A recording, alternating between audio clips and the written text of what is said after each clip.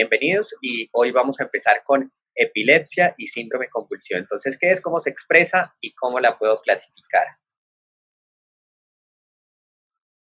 Si yo les muestro esta figurita, ustedes van a pensar que de pronto les vengo a hablar de historia de la humanidad, pero la verdad es que todos estos personajes muy famosos, Alejandro Magno, Julio César, Alfred Nobel, Juana de Arco, Napoleón Bonaparte, Albert Einstein, Vincent Van Gogh o Newton, tienen muchas cosas en común, pero una de esas cosas en común es la epilepsia. Ellos en alguna época de su vida sufrieron convulsiones o epilepsia o epilepsia. Esto es básicamente para reducir esta diapositiva a que la epilepsia es una enfermedad frecuente en la población, es más frecuente de lo que uno se imagina, y si no hablamos de epilepsia, sino de convulsiones, que más adelante vamos a ver cuál es la diferencia, es aún más frecuente el número de personas que alguna vez han sufrido al menos una convulsión en su vida. Se dice que al menos una de cada 10 personas habrá sufrido de algún fenómeno convulsivo durante toda su vida. Eso es una frecuencia bastante alta. Uno de pronto no es tan consciente de la frecuencia de la epilepsia porque las personas que padecen de epilepsia o han tenido convulsiones, pues no lo andan diciendo a voz viva o por ahí por la calle, ¿cierto? Pero realmente es algo muy frecuente. Seguramente alguno de nuestros familiares, alguno de nuestros amigos o alguno de nuestros colegas ha experimentado un fenómeno de este tipo. La epilepsia tiene una serie de manifestaciones muy variadas que pueden ser manifestaciones motoras o manifestaciones cognitivas. Estas manifestaciones motoras también pueden ser bastante variadas y es lo que vamos a ver en esta charla. Entonces, la primera definición es ¿qué es epilepsia? ¿Cierto? Hay una definición, digamos, como teórica que define a la epilepsia como un trastorno neurológico caracterizado por un estado de predisposición para generar crisis convulsivas o epilépticas y sus consecuencias cognitivas, psicológicas y sociales. Más adelante vamos a transformar esta definición teórica en una definición práctica, pero eso lo haremos más adelante. Ahora, ¿dónde se origina la epilepsia? La epilepsia se origina en el cerebro, particularmente en las neuronas de la corteza cerebral. Esto es muy importante porque sabemos que es una enfermedad orgánica. Eh, Esto le podría resultar obvio a cualquiera de ustedes, pero en la población general puede haber mucho desconocimiento sobre la epilepsia y ese desconocimiento lleva a una gran carga de estigmatización sobre los pacientes que sufren de crisis epilépticas. Entonces, las crisis epilépticas han sido asociadas culturalmente con fenómenos religiosos, con fenómenos de posesiones demoníacas, con pagos de pecados que se han cometido en otra vida, pagos en esta vida, etcétera. Y eso ha llevado a que los pacientes con epilepsia sean ampliamente discriminados, ampliamente rechazados, incluso de sus senos familiares. También en la época actual todavía vemos eso, vemos una gran estigmatización en los pacientes con epilepsia. Un paciente con epilepsia difícilmente digamos, optar por un seguro de seguridad social privada, ¿cierto? Inmediatamente es rechazado, a pesar de que sus crisis convulsivas estén controladas, no tengan manifestaciones frecuentes, a pesar de eso, es visto como alguien diferente, ¿cierto? Entonces, es importante desde un primer momento saber que la epilepsia se origina en el cerebro, en las neuronas, particularmente en la corteza cerebral. Hay algunas epilepsias que pueden tener un origen subcortical, pero la mayor parte de las epilepsias se originan en la corteza cerebral. Y como ustedes saben, los hemisferios cerebrales tienen una especialización funcional de acuerdo a la localización. Entonces, algunas cortezas van a estar más implicadas en ciertas funciones neurológicas más que otras cortezas cerebrales. Entonces, vemos que la corteza frontal está implicada en procesos cognitivos muy importantes, en procesos motores, en el lenguaje, la corteza parietal en fenómenos sensitivos y sensoriales, también en la integración de muchos tipos de información, de localización en el espacio. La corteza temporal va a tener una importancia fundamental en la memoria, en fenómenos auditivos y también en fenómenos del lenguaje. Y la corteza occipital va a tener una importancia fundamental en fenómenos visuales. Entonces, depende de dónde se origine, en qué tipo de corteza se origine la actividad epileptiforme, pues vamos a tener manifestaciones variadas, manifestaciones diferentes. Entonces, y esas crisis convulsivas o esas crisis epilépticas van a generar no solamente esas manifestaciones producto directo de la actividad eléctrica normal de las neuronas, sino que también va a generar manifestaciones psicológicas y sociales correspondientes. Una crisis convulsiva o epiléptica es un cambio comportamental transitorio que puede producir hallazgos objetivos o subjetivos y que es causado por una actividad neuronal anormalmente excesiva. Ese cambio comportamental transitorio no solamente se refiere a la parte cognitiva, sino también a la parte motora, el comportamiento motor. Entonces alguien puede estar realizando actividades usuales, ¿sí? Por ejemplo, no sé, haciendo parte de un juego de ajedrez y de pronto viene una crisis epiléptica o convulsiva y le puede llevar a una postura tónica, a una postura clónica. Entonces ese sería un cambio en el comportamiento motor o le puede hacer perder el contacto con el medio, que sería una manifestación cognitiva. Y como ya lo habíamos dicho previamente, el resultado de una actividad neuronal anormalmente excesiva. Ahora, ¿cómo se puede iniciar esa actividad epileptiforme? La podemos dividir en dos formas, crisis focales y crisis generalizadas. Las crisis focales es cuando el origen de la actividad epileptiforme se origina en un punto o en una red específica de la corteza cerebral, ¿sí? En una zona que puede ser discretamente localizada o, en, o una zona amplia, pero que está confinada a un solo hemisferio cerebral, mientras que las crisis generalizadas eh, hay una activación simultánea de amplias redes neuronales distribuidas en ambos hemisferios cerebrales y esa activación es simultánea o casi simultánea.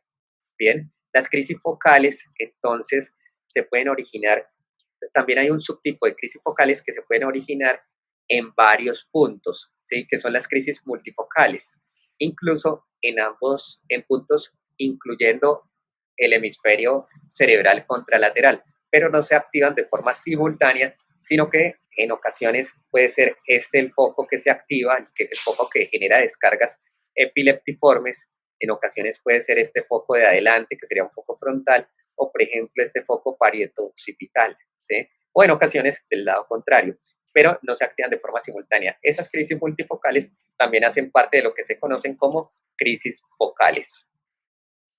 Bueno, entonces esas son las dos grandes formas de inicio, un inicio focal o un inicio generalizado. Ahora, donde se inicia esa actividad epileptiforme, ¿sí? Donde se generan esas descargas epileptiformes, le podemos llamar zona epileptogénica.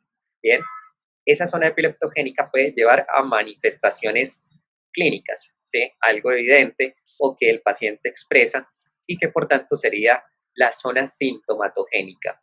Pero en ocasiones la actividad epileptiforme se puede originar en zonas no elocuentes, es decir, en zonas que si las estimulo o las altero, no me van a producir una manifestación clínica. Entonces, la manifestación clínica va a depender de la propagación de la actividad hasta una zona sintomatogénica. La propagación de la actividad se da también a través de los mismos circuitos que habitualmente conectan diferentes regiones corticales. Entonces, este es un ejemplo que tengo acá, que es el área motora primaria. Entonces, el área motora primaria está íntimamente relacionada, muy conectada cada una de sus regiones. Y esa área motora primaria tiene una distribución somatotópica, una distribución organizada en la cual se representan las neuronas que controlan los movimientos de la cara, en esta región, en la convexidad, acá un poco más arriba, la región que controla los movimientos del brazo, el tronco, y finalmente en la cara medial vamos a encontrar las neuronas que controlan los movimientos de la extremidad inferior y de los esfínteres. Entonces, la actividad puede iniciar acá en esta zona, una zona muy precisa, muy específica, y se puede propagar a lo largo de toda la corteza motora primaria. También podemos tener actividad epileptiforme en el lóbulo occipital. Entonces ya ustedes saben que el lóbulo occipital se relaciona mucho con fenómenos visuales, de modo que la activación anormal de esa región cortical puede llevar a que el paciente vea imágenes, a menudo, pues digamos, si estamos hablando de una corteza visual primaria, podrían ser imágenes elementales, líneas, círculos, ¿sí? Si estamos hablando de áreas de asociación, de pronto vamos a encontrar más figuras un poco más complejas, pero total que son fenómenos visuales. A menudo son fenómenos que tienen color, que tienen movimiento, y después de activarse esa zona occipital, la actividad se puede propagar hacia otras regiones del cerebro, como podría ser, por ejemplo, la región frontal. ¿Por qué? Porque hay un fascículo, que es el fascículo occipitofrontal superior, que es una gran vía, una gran autopista para que la información que se origina en la corteza occipital vaya rápidamente hacia la zona frontal y se pueda propagar de una forma rápida. Cuando, por ejemplo, hay el foco epileptogénico, está localizado en la corteza temporal mesial, ese foco epileptogénico se puede propagar a la corteza orbitofrontal, porque a menudo ese es su lugar de conexiones más frecuente de forma pues habitual. Entonces, en ese caso, iría hacia las zonas orbitofrontales. Entonces, esos son los tres conceptos grandes. Zona epileptogénica, la propagación de la actividad epileptiforme y la zona sintomatogénica. Este es un ejemplo de ellos y son las crisis jacksonianas. Este paciente tiene una lesión en el opérculo frontal izquierdo, ¿sí? Donde está localizada la zona, el área motora primaria. Esta zona, si la ven acá en esta figurita, ven que está en toda la convexidad, de modo que la zona que más se representaría sería esta zona relacionada con los movimientos deglutorios o laríngeos, y si se propaga la actividad, se propagaría sobre toda la zona motora, sobre toda el área motora primaria, comprometiendo esa zona perioral, periorbitaria, e incluso podría comprometer el miembro superior. Y si se sigue propagando, podría llegar a comprometer el miembro inferior ipsilateral. Entonces, acá van a ver un video de un paciente que tiene una crisis jacksoniana. Se llama jacksoniana porque fue un neurólogo inglés, John Hughes Jackson, quien la describió particularmente en su esposa, que sufría de una lesión cerebral. Entonces, en este video van a ver que este paciente inicia con unos movimientos acá laríngeos, no sé si los alcanzan a observar, ahí los va a presentar, ¿cierto? Y después de iniciar con esos movimientos laríngeos, inicia con unos movimientos periorales, ¿sí? Después va a tener una contracción tónica de esa hemicara inferior y finalmente una contracción tónica de toda la hemicara y unos fenómenos clónicos de esa misma hemicara, con una desviación cefálica hacia la derecha. Entonces, ese es un ejemplo de una zona epileptogénica y de la propagación de esa zona epileptogénica hacia zonas estructuralmente asociadas o funcionalmente asociadas.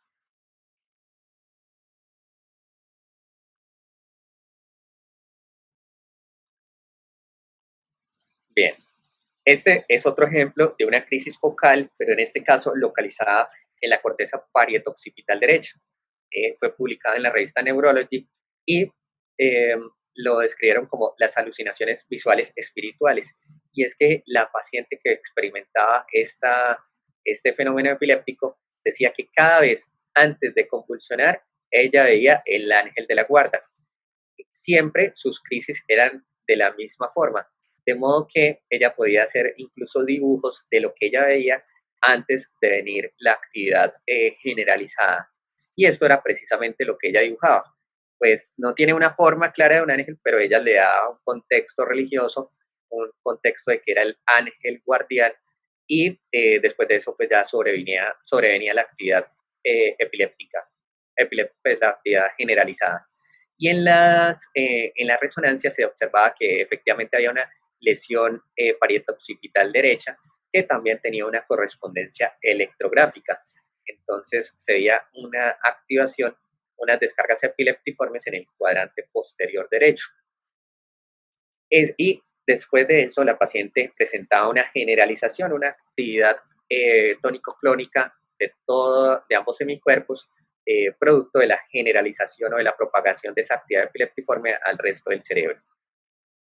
Entonces, ¿cómo vamos a definir una crisis convulsiva? Como pues un evento caracterizado por signos o síntomas o síntomas repentinos pero transitorios, que pueden ser somatosensoriales, motores, visuales de diferente orden, típicamente paroxísticos, estereotipados, usualmente cortos, menores de 1 a 5 minutos y causados por una actividad neuronal cortical excesiva. De modo que esos son los elementos claves que nosotros tenemos en cuenta siempre que pensamos que un paciente puede tener un fenómeno epiléptico o que tiene un fenómeno paroxístico. Siempre que un paciente tiene un fenómeno paroxístico, o sea, que inicia de un momento a otro, nosotros nos interrogamos en si eso tiene un origen vascular o un origen epiléptico, porque son las dos naturalezas que pueden llevar a unas manifestaciones abruptas, que rápidamente se desarrollan, o de naturaleza paroxística. Entonces, eh, solo que las manifestaciones son un poquito diferentes usualmente. En el contexto apropiado, pues diríamos que un fenómeno paroxístico podría ser de origen epiléptico, pero también podría tener otros orígenes diferentes.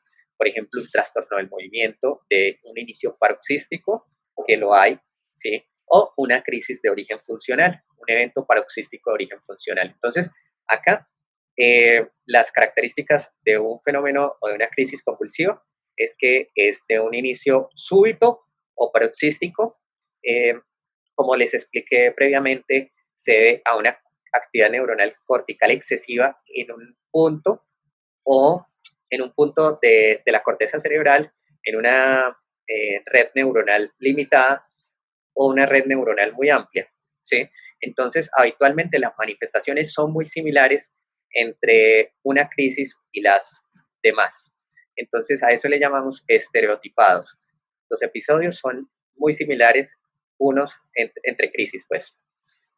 Eh, Al principio habíamos dicho que a veces las crisis pueden ser multifocales, entonces puede haber más de una semiología epiléptica, pero habitualmente son un número escaso de características diferentes entre crisis. Usualmente son muy parecidas unas a las otras y habitualmente son cortas, no sobrepasan los 5 minutos, excepto pues en el caso del estado epiléptico en el cual las manifestaciones sí se prolongan más allá de 5 minutos. Entonces, el primer paso para nosotros como clínicos es, en el caso de que nuestro paciente esté presentando un fenómeno paroxístico, es evaluar si ese episodio paroxístico es de origen convulsivo o no. Bien, el segundo paso va a ser evaluar si esa crisis fue provocada o no provocada. Esto se refiere a si hubo un factor estrechamente asociado con el desarrollo de la convulsión o el fenómeno epiléptico y, que ese fenómeno, digamos, a diferencia de un desencadenante, acá digamos, la definición de provocado es que ese factor podría producir una crisis convulsiva epiléptica en cualquier persona, incluso en personas que no sufran de epilepsia, mientras que los factores desencadenantes son aquellos que hacen que las personas con epilepsia sean más proclives a presentar los fenómenos epilépticos. Entonces, ejemplo de las crisis provocadas, y con eso de pronto se clarifica un poco más el concepto. Las crisis provocadas son aquellas, por ejemplo, secundarias a un trastorno hidroelectrolítico grave o a una hipoglicemia marcada, una glicemia en 40 o en 30, probablemente pueda provocar crisis convulsivas en cualquiera de nosotros, ¿sí? Entonces, eso se define como una crisis provocada. Si la crisis es provocada, pues no podemos hacer un diagnóstico de epilepsia, ¿cierto? Habría que corregir eso que está provocando la crisis y evitar que vuelva a ocurrir. Entonces, para nosotros va a ser en el intento pues, del diagnóstico de epilepsia, en el proceso de abordaje de un paciente con una posible epilepsia, va a ser muy importante que las crisis sean no provocadas o, como van a ver más adelante, también las crisis reflejas. El segundo punto acá va a ser conocer si es la primera crisis o son crisis recurrentes. Entonces, eh, si es la primera crisis, probablemente todavía no podamos hacer el diagnóstico de epilepsia a menos de que haya un alto riesgo de recurrencia, que lo vamos a ampliar un poco más adelante. Y las crisis recurrentes, si son no provocadas, pues ya me harían el diagnóstico de epilepsia. A veces nosotros, por ejemplo, podemos atender adolescentes que presentan su primer crisis tónico-clónica generalizada. Entonces, es la primer convulsión, aparentemente, ¿sí? Pero si lo interrogamos más a fondo, preguntamos por otros fenómenos epilépticos, como por ejemplo las mioclonías, podemos encontrar que esta no es la primera crisis del paciente, sino que el paciente previamente ya había venido experimentando muchas mioclonías y que esta es la primera crisis tónico-clónica, pero episodios epilépticos ya había tenido previamente y con eso ya en una primera crisis tónico-clónica generalizada podemos configurar el diagnóstico de una crisis, de una epilepsia mioclónica juvenil muy, digamos, posible y habría que confirmarlo con el estudio electroencefalográfico. Bien, y en clasificaciones anteriores, pues se mencionaban algunos términos como crisis idiopáticas, sintomáticas o criptogénicas. Las idiopáticas se referían a aquellas eh, epilepsias de causa genética, las crisis sintomáticas cuando existía alguna lesión o alguna alteración estructural cerebral que llevaba a la generación de la crisis convulsiva. Y se dividían en crisis sintomática aguda y remota. Aguda, por ejemplo, después de un traumatismo cráneoencefálico o de un infarto cerebral o una hemorragia cerebral. ¿Sí? El paciente tiene el trauma, tiene una hemorragia cerebral y presenta una crisis en ese momento. A eso se le denominaba crisis sintomática aguda. Pero si la crisis sobrevenía semanas, meses o años después de ocurrida esa lesión cerebral, de esa lesión estructural, entonces se definían como crisis sintomáticas remotas. Y las crisis criptogénicas era cuando se sospechaba una lesión estructural, pero que de momento no podía ser demostrada. Sin embargo, esas clasificaciones pues ya no se usan casi, pero de pronto sí escucharán mucho el término de crisis sintomáticas, por eso lo traje a esta presentación. Ahora, ¿cómo podemos clasificar las crisis epilépticas? Las crisis epilépticas las podemos clasificar en un inicio focal o en un inicio generalizado. Aquellas que tienen un inicio focal puede ser con la conciencia preservada o con la conciencia alterada. Bien, el hecho de que se altere la conciencia es que el paciente no es muy consciente de lo que sucede a su alrededor. Es decir, que en cierta manera se interrumpe el contacto con el medio, ¿sí? Una disrupción del contacto con el medio. Entonces, las crisis focales, ya saben, las podemos clasificar con preservación de la conciencia o con la conciencia alterada. Las crisis de inicio generalizado las vamos a considerar pues con conciencia alterada siempre, debido a que como en la red epileptogénica se incluye en una extensa red biemisférica alterada, pues obviamente la conciencia también va a resultar alterada en todos los casos. Y ambos tipos de crisis, tanto las de inicio focal o las de inicio generalizado, pueden tener un inicio motor o un inicio no motor. Un inicio motor es cuando las manifestaciones motoras son predominantes y el no motor cuando estas no son predominantes. Y una crisis epiléptica que tiene un inicio focal puede evolucionar a una tónico-clónica bilateral. También existe dentro de la clasificación otro apartado para las crisis de un inicio desconocido, y es que a veces es muy difícil poder diferenciar si la epilepsia o la crisis epiléptica es de inicio focal o generalizado, incluso tras realizar todos los exámenes correspondientes. Usualmente estas crisis son también con la conciencia alterada y también las podemos tener con un inicio motor o un inicio no motor.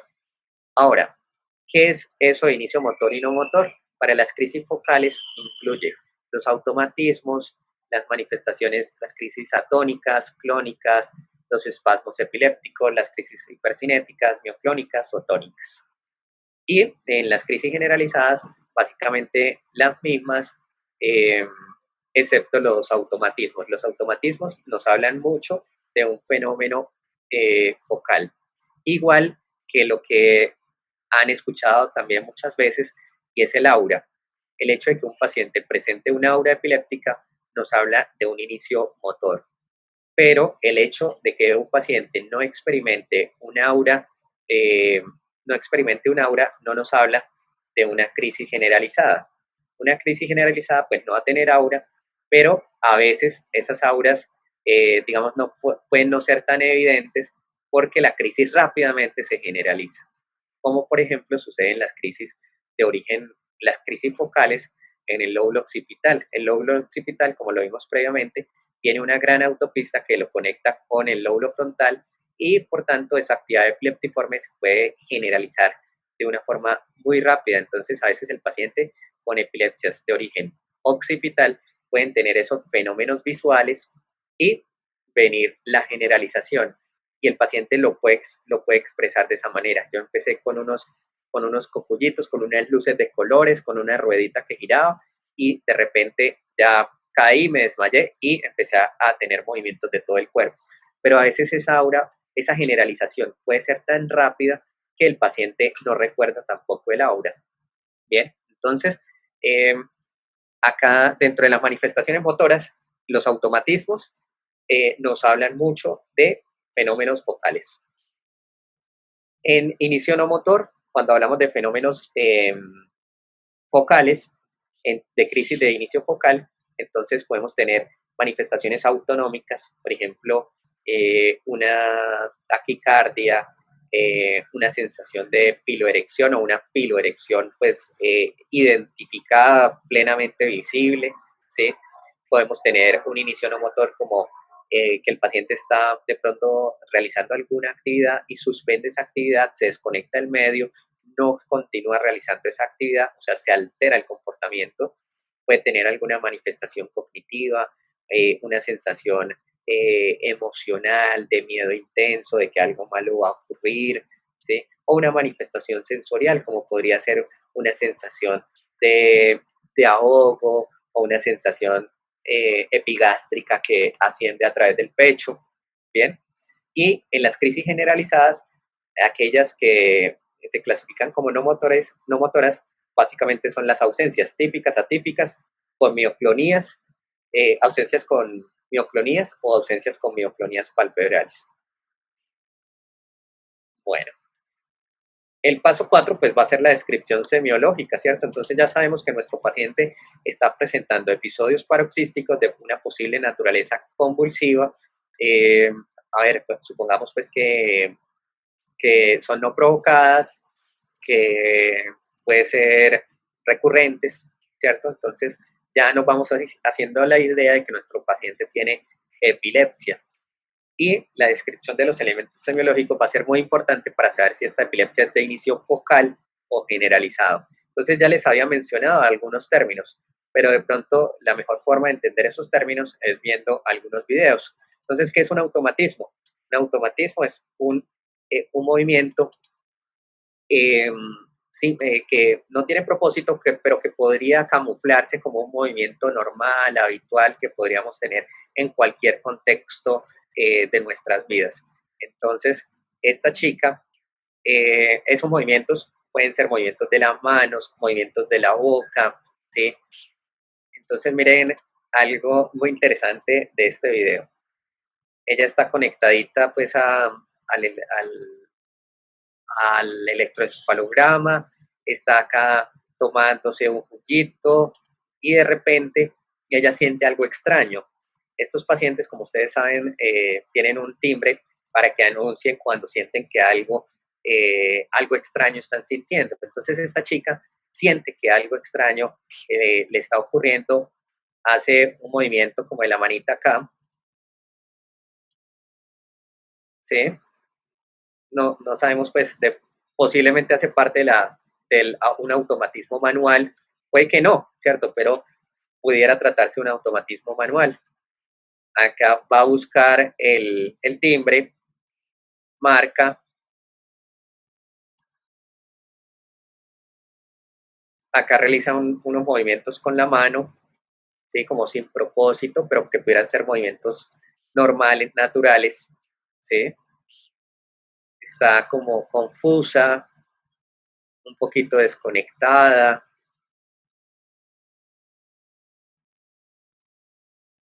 Si se fijan ahí tiene unos movimientos como masticatorios, como de chupeteo. No sé si les es claro.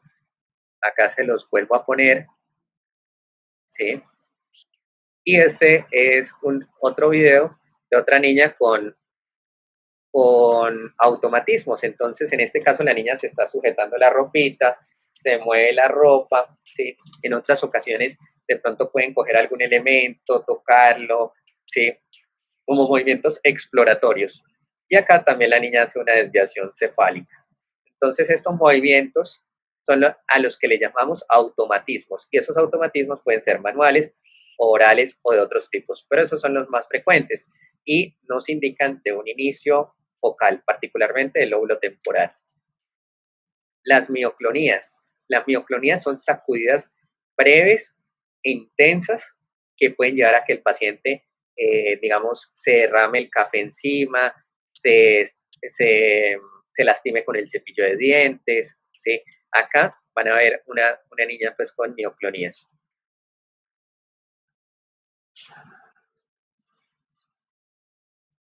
¿sí? Entonces, esa es una mioclonía. Las mioclonías pueden tener orígenes corticales y también subcorticales, pero en el escenario adecuado, pues nos harían pensar de una crisis epiléptica, un origen epiléptico. Entonces, aquel paciente que debutó con una crisis tónico-clónica generalizada y es un adolescente, de pronto, si la crisis fue provocada por un fenómeno, digamos, visual, como por ejemplo mientras estaban jugando videojuegos, entonces uno diría, bueno, es una epilepsia fotosensible en un paciente adolescente, una crisis tónico-clónica generalizada. Entonces lo primero que yo le voy a preguntar es si ha tenido sacudidas del cuerpo previamente, si se ha echado el café encima, si a veces siente que el cuerpo le brinca, ¿cierto? Porque es muy frecuente que experimenten estos fenómenos, estas mioclonías, previo a su primer crisis tónico-clónica generalizada. Y ahí ya pensaríamos muy claramente en una posible epilepsia mioclónica juvenil. Y las crisis clónicas básicamente son crisis en las cuales también se dan esas sacudidas, pero esas sacudidas pueden venir en forma de clúster y, o sea, una repetida tras otra sin recuperación, o sea, de una forma muy rápida. Entonces van a ver que pueden tener unos movimientos como de los brazos hacia arriba.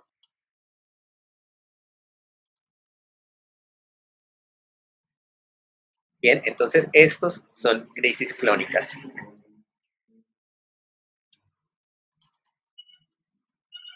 Mm, Bien, las crisis tónicas, van a ver acá, es una postura, digamos, las crisis clónicas, el movimiento es un movimiento de contracción y relajación, mientras que en las crisis tónicas es un movimiento de contracción continua. Bien, y esas crisis tónicas pueden ser simétricas, es decir, ambos lados del cuerpo son iguales, o una crisis asimétrica en la cual ese aumento del tono se da en una posición o lleva a una posición diferente.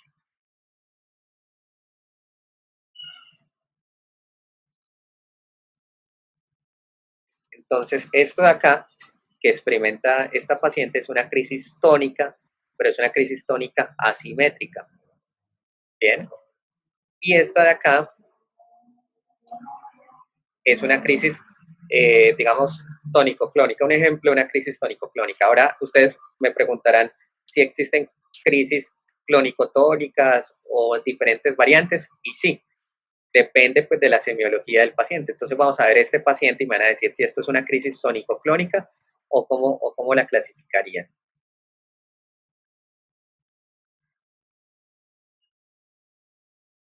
Entonces, esta crisis inicia de forma simétrica e inicia con clonías, ¿sí? No tiene un inicio tónico, sino con clonías. Después hace un fenómeno tónico simétrico, bien, y al final va a presentar otra vez movimientos clónicos. Entonces, esta crisis la clasificaríamos como una crisis clónico-tónico-clónica. bien, generalizada. Entonces, ya ven ustedes que existe una gran variedad de elementos semiológicos dentro de las crisis epilépticas. Y estas de acá se llaman crisis de ausencias. Las crisis de ausencias hacen parte de lo que se conoce como la epilepsia de ausencias. Y la epilepsia de ausencias es un síndrome electroclínico, en el cual el paciente tiene unas manifestaciones muy características desde el punto de vista clínico y también desde el punto de vista electrográfico. Entonces, las manifestaciones clínicas características es que, bueno, primero que todo, este tipo de epilepsia ocurre especialmente en niños.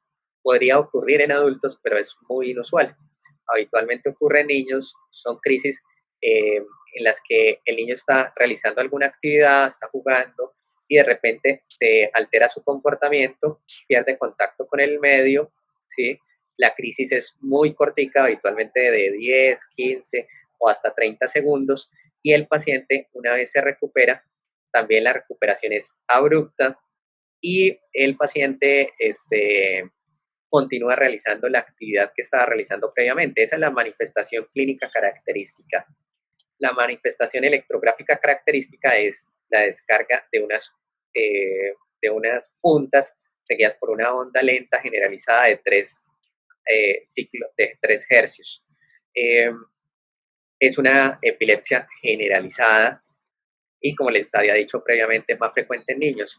Este término de ausencias es, digamos, muy mal utilizado en la práctica clínica porque muchas veces a cualquier tipo de desconexión o de inatención ya le llamamos ausencias, así estemos ante un abuelito pues, de 80 años. Entonces, en los adultos, el gran diagnóstico diferencial de las ausencias es digamos, el equivalente en frecuencia son las crisis de inicio focal no motor, ¿sí? Eh, o las que antes se llamaban crisis parciales complejas. Ahorita vamos a ver de pronto alguna de ellas. Entonces, estos son algunos ejemplos de video. El niño está ahí jugando, está feliz, contento, y de repente dejó de reírse, dejó de hacer lo que estaba haciendo, y si se fijan en el electroencefalograma, van a ver que empieza a aparecer una actividad acá anormal, como una serie de puntas, de ondas muy agudas, ¿sí? Y que se correlacionan con la manifestación de este muchachito. Y de repente el niño otra vez continúa realizando la actividad que estaba realizando antes, ríe, se mueve y el electroencefalograma también retorna a la normalidad. Estas crisis también pueden ser provocadas por algunos factores como la hiperventilación. Entonces, a veces en el consultorio ponemos a los niños o en el estudio del video electroencefalograma, ponemos al niño a que sople ese molinillo o una hojita de papel, ¿sí? Y miramos si logramos desencadenar el fenómeno epiléptico. Bien, entonces esta niña está haciendo eso, de repente suspende la actividad, los ojitos se van hacia arriba, este parpadeo que está teniendo le llamamos mioclonías palpebrales, ¿sí? De pronto hace unos movimientos aquí masticatorios y continúa haciendo su actividad normal. Entonces esas son las ausencias típicas y también obviamente van a depender de los correlatos electrográficos que tengan. Hay algunos términos que se usaban antes que pueden generar un poquito de confusión, te recomiendan no usarlos, pero pues igual se siguen usando de una forma muy amplia. Entonces, algunos términos como crisis parcial, parcial simple, parcial compleja, esos especialmente. El término parcial es lo mismo que focal, que se origina en una zona muy concreta del cerebro, en una región o en un área cortical muy concreta. Ese sería el sinónimo de parcial. Bien, parcial y focal serían lo mismo. Y simple o compleja se refería a la alteración de la conciencia. Se le decía simple cuando no se alteraba la conciencia o compleja cuando se alteraba la conciencia. Bueno, y ya finalmente el último paso pues, de la parte de hoy va a ser mi paciente tendrá epilepsia. Entonces ya sabemos que las manifestaciones en la epilepsia o en las crisis epilépticas son paroxísticas, estereotipadas, autolimitantes y pueden ser recurrentes. Esta definición que tenemos acá y que fue la que les mostré previamente en una de las primeras diapositivas, que era una definición más bien teórica, la podemos transformar en esta definición práctica, que es epilepsia le llamamos cuando hay dos o más crisis no provocadas o reflejas que ocurren con una diferencia mayor a 24 horas entre ellas. Es decir, si un paciente presenta dos crisis provocadas, no consideraríamos pues que es epilepsia. Si presenta dos crisis no provocadas en un mismo día, pues de momento no podríamos decir que es epilepsia a menos de que el riesgo de recurrencia sea alto. Bien. Eh, Tendrían que ambas crisis ser separadas de 24 horas para poder considerar que se tratan de fenómenos independientes. Eh, Bien. El segundo sería una crisis no provocada o refleja y una probabilidad alta, que digamos por estudios epidemiológicos se considera de 60%, de presentar una nueva crisis convulsiva. Ahorita vamos a ver de pronto cómo podemos interpretar ese 60%. O si de entrada ya tenemos un diagnóstico de un síndrome epiléptico, como por ejemplo un síndrome de epilepsia mioclónica juvenil. ¿Qué es lo que me podría aumentar el riesgo de recurrencia? Un daño cerebral previo, actividad epileptiforme anormal en el electroencefalograma, una neuroimagen con una lesión estructural o las crisis nocturnas. Las crisis nocturnas son muy inusuales que tengan otra etiología y podrían indicar fuertemente la posibilidad de una crisis epiléptica y un alto riesgo de recurrencia. Y una vez tenemos identificados los tipos de crisis, la idea será transformarlo en los tipos de epilepsia. Entonces, las epilepsias también las podemos dividir, así como los tipos de crisis, en un inicio focal, en un inicio generalizado o en un inicio desconocido. Solo que acá también podemos encontrar epilepsias que tienen combinación de focal y generalizada. Bien, y en algunos casos podremos definir síndromes epilépticos. Esto no en todos los casos, solo en algunos casos. Siempre va a ser importante tener presente las comorbilidades del paciente porque van a ser muy importantes para el tratamiento y también tener muy en cuenta la etiología que puede ser estructural, genética, infecciosa, metabólica, inmunemente mediada o desconocida. Y las etiologías incluso pueden ser también combinadas. Entonces uno puede tener una alteración estructural, pero que es de un origen genético y que puede tener, por ejemplo, un componente autoinmune. En fin, las etiologías pueden ser variadas, combinadas y bueno, y con esta diapositiva terminamos pues la charla de hoy. Entonces, clasificar. Lo primero pues que les dije, si nuestro paciente tiene una crisis de naturaleza convulsiva, de naturaleza epiléptica, mirar si nuestro paciente tiene epilepsia o no, o tiene de pronto una primera crisis, pero con un alto riesgo de recurrencia, lo cual ya nos podría facilitar el diagnóstico de epilepsia.